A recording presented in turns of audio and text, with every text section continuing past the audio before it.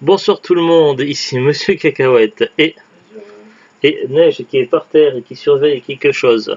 Aujourd'hui, ce soir, nous sommes samedi 29 janvier 2022, il est déjà 22h59.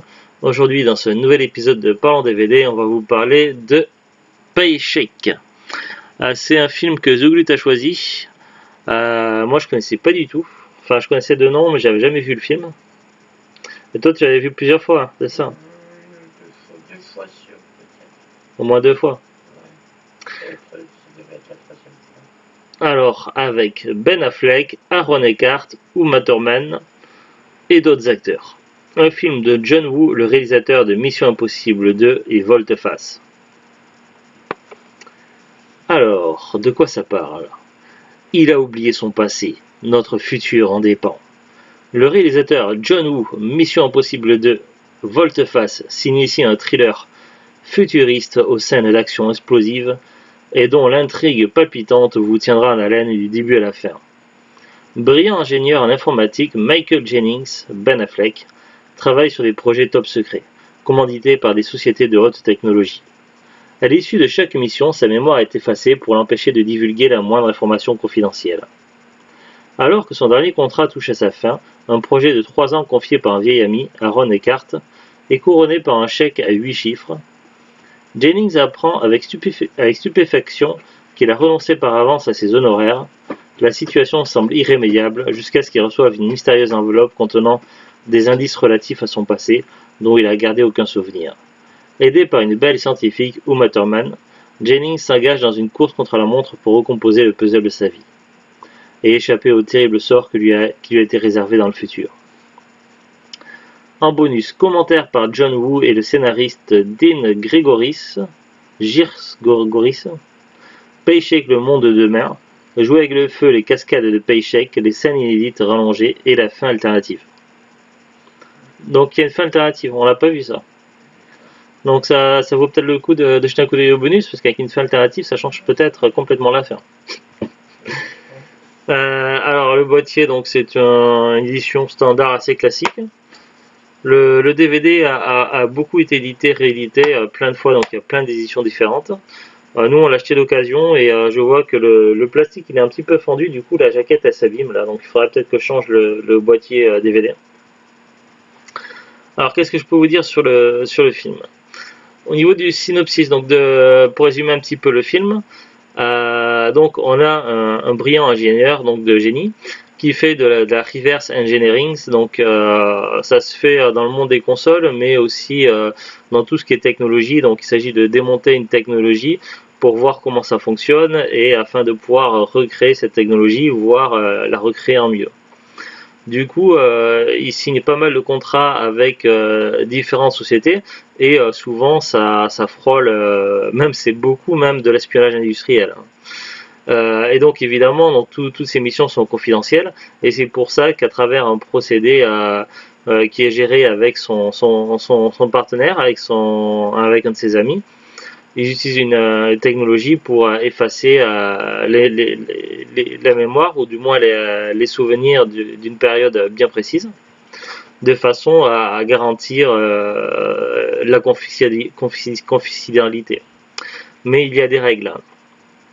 Suite à l'une de ces dernières affaires, donc juste après une de ces dernières affaires avec un rapport avec la technologie virtuelle, donc un nouveau contrat lui proposé par un ancien camarade d'études avec qui il a fait ses études. Et puis avec qui il travaille à la base? Pas forcément, parce qu'il est prestataire, donc il travaille à droite à gauche, donc c'est pas quelqu'un qui travaille comme ça. Oui. Non, maintenant que tu dis, oui. Donc c'est un ancien camarade de classe qui a bien réussi, qui a monté sa propre boîte et qui propose un contrat, donc un partenariat avec, enfin une mission quoi, à notre héros qui est incarné par Ben Affleck, donc Michael Jennings, c'est ça qu'il s'appelle.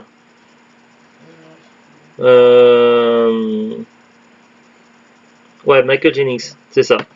Donc il lui propose un super contrat, donc lié à des technologies révolutionnaires avec entouré des plus grands ingénieurs et des gens vraiment très talentueux dans chacun dans leur domaine.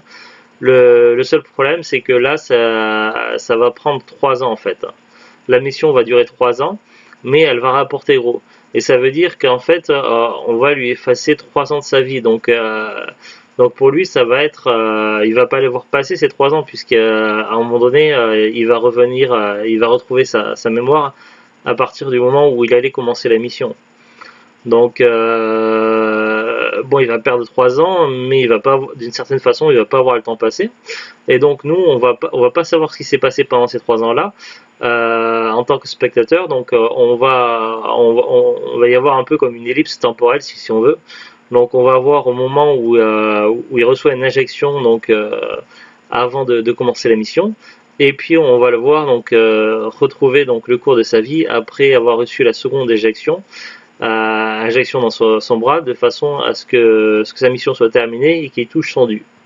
Le problème, c'est que il a renoncé à ses honoraires, donc il ne sait pas pourquoi. Il ne sait pas ce qu'il a fait pendant ces 3 ans, mais la seule chose donc qu'il sait, c'est qu'il n'a pas son argent, et à la place de ça, il a une enveloppe avec des biens différentes des biens qu'il avait en arrivant dans cette entreprise-là. Donc il aurait dû récupérer les mêmes objets, sauf qu'il a des objets bien différents et assez particuliers, et il ne sait pas ce que ça veut dire ni ce que ça signifie. Mais par contre, ce qu'il va pas tarder à se rendre compte, c'est que ses anciens employeurs ainsi que le FBI vont être après lui. Donc il va avoir des gens pas très bien attentionnés à ses trousses, dont certains qui vont vouloir un petit peu lui faire la peau. Et donc il va devoir essayer de comprendre qu'est-ce que tout ça signifie, savoir en quoi ces objets sont liés, à quoi ils peuvent servir, ou plutôt à quel moment ils doivent servir. Donc c'est tout un puzzle en fait, et c'est pour ça qu'on voit un peu des pièces de puzzle dessinées sur la jaquette. Donc on est sur un thriller avec un univers un petit peu style science-fiction, un petit peu futuriste. Ça a un petit côté anticipation, mais pas trop science-fiction non plus. Donc c'est un thriller d'anticipation avec un petit peu de romance, donc pas beaucoup, mais il y a quand même une femme avec qui il s'est lié durant ces 3 ans, et évidemment donc on va la revoir, et elle est jouée par Uma Thurman. Voilà, je peux pas en dire plus pour ne pas trop spoiler. Je sais pas si je m'en suis pas trop bien sorti, Zulut. Ça va. Ça va, donc voilà, donc finalement c'est un film assez sympa, assez plaisant à regarder. On l'a vu doublé en français, donc doublage VF, donc il n'y a pas de souci, le jeu d'acteur est bon. L'intrigue est intéressante, donc surtout le dénouement, les objets, ça va voir à quoi ils servent, à quel moment, tout ça. C'est vraiment très intéressant. J'ai noté juste un petit peu de longueur vers la fin, vers l'une des scènes de la fin, une des scènes finales qui avec les derniers affrontements, tout ça, qui est un petit peu longue et qui traîne un petit peu sur la longueur, quoi. Donc quelques petites longueurs sur la fin, mais sinon dans l'ensemble le film se regarde bien, et il n'y a pas trop de soucis. Donc moi je dirais pas que c'est un film exceptionnel, quoi. C'est un film très sympa, mais c'est pas le film le plus intéressant dans cette catégorie-là. Mais en tout cas, c'est assez cool à regarder. J'ai plutôt bien aimé. Donc moi je conseille à voir une fois si vous aimez bien ce genre de film-là, à voir au moins une fois en tout cas. Mais en tout cas, c'est un film assez cool. Voilà, donc langue français-anglais, sous-titrage français-anglais, néerlandais, arabe. Pas grand chose de plus, donc on va aller voir ensemble l'affiche Wikipédia. Pay Shake, ou La Paye au Québec, donc ils l'ont traduit par La Paye. Bon, est un film de science-fiction américain réalisé par John Woo et sorti en 2003. Il s'agit d'une adaptation de la nouvelle La clause du salaire de Philip K. Dick, paru en 1953. Philip K. Dick, ce nom est... c'est un nom qui revient souvent, ça. Il a fait beaucoup de choses, je crois. Il a reçu plusieurs prix littéraires. Donc là, je suis sur la fiche de Philip K. Dick. Ah ben oui, donc il y a beaucoup de ses œuvres qui ont été adaptées au cinéma. Il a écrit Blade Runner, il a écrit Total Recall, Il a écrit Minority Report, Planète Hurlante, etc. Donc effectivement, il a quand même une certaine importance dans la science-fiction.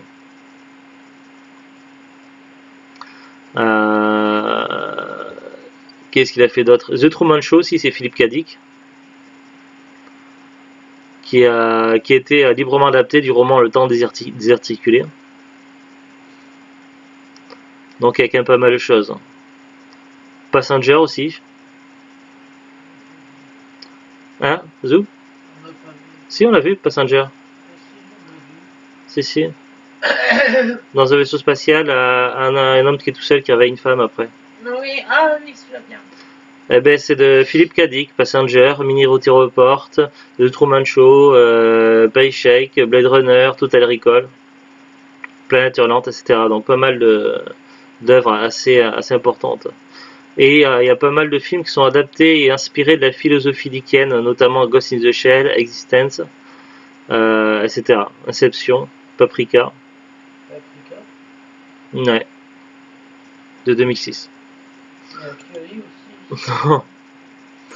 Alors, qu'est-ce qu'on a comme autre information? Le film reçoit des critiques plutôt négatives, mais obtient de meilleurs résultats au box-office. Fiche technique. Donc, titre Paycheck, titre québécois La Paye. Réalisateur John Woo. Budget 60 millions de dollars. Genre science-fiction, action, techno, thriller. Durée 118 minutes. Date de sortie aux États-Unis le 25 décembre 2003 et en France le 25 février 2004. Casting Ben Affleck, Aaron Eckhart, Uma Thurman, Paul Giamatti, Colm Feore, Joe Morton, Michael C. Hall, Peter Friedman, Catherine Morris. C'est pas celle que tu cherchais ou celle du début ou peut-être l'autre? Il y en a une actrice qu'on voyait au début. Il y a Catherine Morris, il y a Ivana Milicevic, Callum Kaisreni et Krista Allen. Catherine Morris qui te disait quelque chose? Je crois, non, en fait. J'avais cru que elle ressemble à celle de Cold Case, mais c'est pas elle. Ouais, mais est-ce qu'on l'a vu dans quelque chose? Donc. Non, c'est parce qu'elle ressemble à une autre actrice. Dans les longs métrages, elle a joué dans AI, Intelligence Artificielle, oui, mais elle a... Minority Report, Paycheck, Le Stratège, on l'a pas vu ce film? Non, on l'a pas vu. Dans les séries télé, elle a joué Xena. Xena la guerrière, elle a joué qui? Najara. Poltergeist, Les Aventuriers du Surnaturel, elle a joué Laura Davis. Ah, la série Poltergeist, qui était pas mal. Ouais, je l'avais regardé un petit peu, c'était dans la trilogie du samedi soir. Production. Le projet d'adaptation de la nouvelle La clause du salaire de Philippe K. Dick est développé dès 1996, lorsque les droits sont acquis par Caravan Pictures, filiale de The Walt Disney Company. Brett Ratner est un temps évoqué comme réalisateur. Le rôle de Michael Jennings est proposé à Matt Damon qui refuse.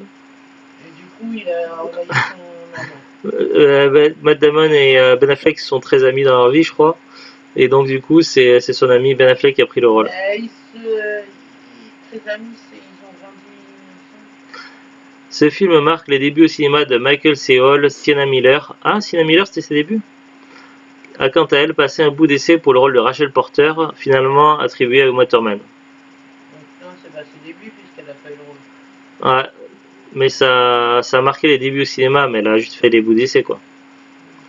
Le tournage a principalement à Vancouver,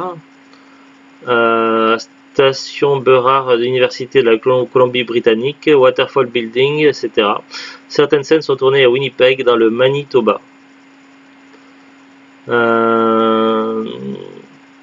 Critique. Le film reçoit des critiques plutôt négatives. Sur l'agrégateur américain Rotten Tomatoes, il récolte 27% d'opinions favorables pour 157 critiques et une note moyenne de 4,7 sur 10. Le consensus suivant résumait les critiques compilées par le site. Bien que la nouvelle de Dick ait une histoire intrigante, Wu l'a réduit à de nombreuses poursuites, fusillades et explosions sans signification. Sur Metacritic, il obtient une note moyenne de 43 sur 100 pour 34 critiques. En France, le film obtient une note moyenne de 2,7 sur 5 sur le site Allociné qui recense 19 critiques de presse. John Woo avouera être déçu par ce film. J'étais favorable aux éléments de science-fiction dans Paycheck parce qu'il n'y en avait pas trop. J'avais l'intention d'en faire un film à la Alfred Hitchcock, quelque chose de plus centré sur le suspense et les sensations fortes que sur les armes à feu et les fusillades. Mais malheureusement, le scénario n'a pas été écrit de cette façon. Cela n'a pas bien fonctionné pour le suspense et cela ne s'est pas déroulé comme je le voulais. Pas aussi Hitchcockien. Mais au moins c'était agréable de travailler avec Ben Affleck. Oui, c'est vrai que les scènes d'action n'étaient pas forcément ce qui m'a intéressé le plus dans le film. J'ai préféré plutôt tout ce qui était autour, moi. Tout ce qui touchait par rapport à l'intrigue, les objets, tout ça, que les scènes d'action étaient... c'était bien, mais c'était standard et c'était pas forcément toujours approprié. Donc, je suis assez d'accord avec ces critiques-là. Récompenses. Il y a eu des récompenses. The Stinker Bad Movie Award 2003 pour le pire acteur pour Ben Affleck. Les Razzie Award 2004 pire acteur pour Ben Affleck. Keyard Award 2004 meilleur teaser.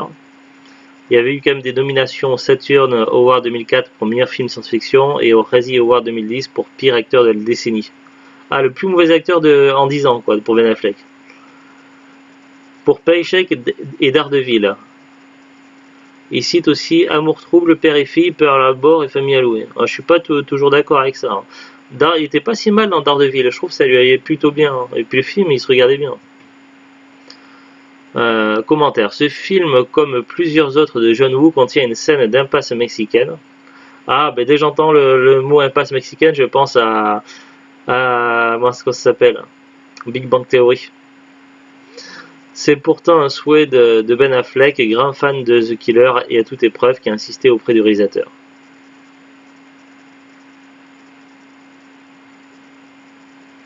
Une impasse mexicaine, c'est quand on est bloqué normalement.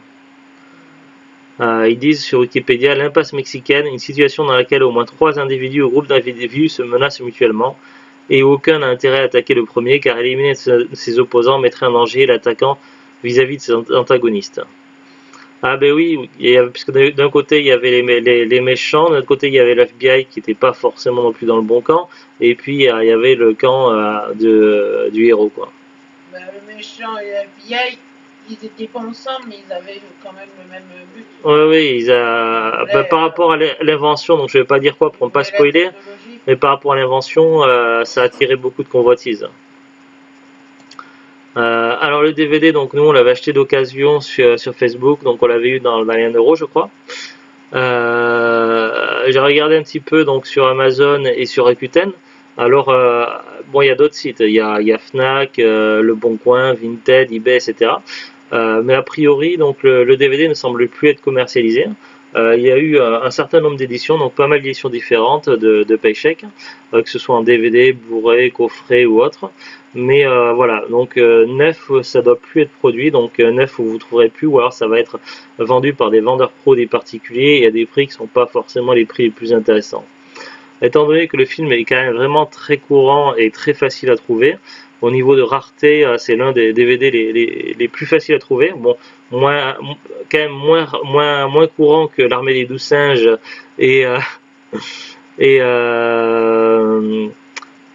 mince, un film sur Mars, je sais plus lequel, hein, qu'on voyait tout le temps à cache. Non, celui qu'on voyait tout le temps à cache là. Ah, Mars, je sais plus. Ouais, enfin. J'ai bien aimé aussi. Ouais, qui était pas mal, mais qui était vraiment très courant. Mais enfin voilà, c'est pas l'un des plus courants, mais il est quand même très facile à trouver en occasion. Donc je conseillerais plutôt d'aller sur de l'occasion. J'ai regardé quand même un petit peu sur Amazon, mais voilà, il y a plein d'éditions différentes. Les prix sont variables, il y a du 7,46 €, 9,74 €, etc. Après, il y a des éditions françaises, il y a des éditions import, donc c'est un peu difficile à retrouver. J'ai regardé sur Rakuten, donc là c'est pareil, il y a plein d'éditions, donc certains sont neufs des 7 €, d'autres des 3,50 €, d'occasion des 90 centimes. Donc faut faire le tri, faut chercher, faut se renseigner. Ne pas hésiter à poser aux questions aux vendeurs si c'est bien l'édition française et pas l'édition import, et savoir s'il n'y a pas de rayures, etc. Donc mais bon, après vous aurez des frais de port, tout ça, donc étant donné que c'est un film assez courant, si vous le cherchez vraiment, soyez un petit peu patient et surveillez un petit peu de temps en temps les magasins cash, les brocantes ou quoi. Vous le verrez certainement apparaître un de ces quatre, le film. C'est pas difficile à trouver. Voilà, c'est tout. Allez, à très bientôt. Au revoir. Ciao, ciao.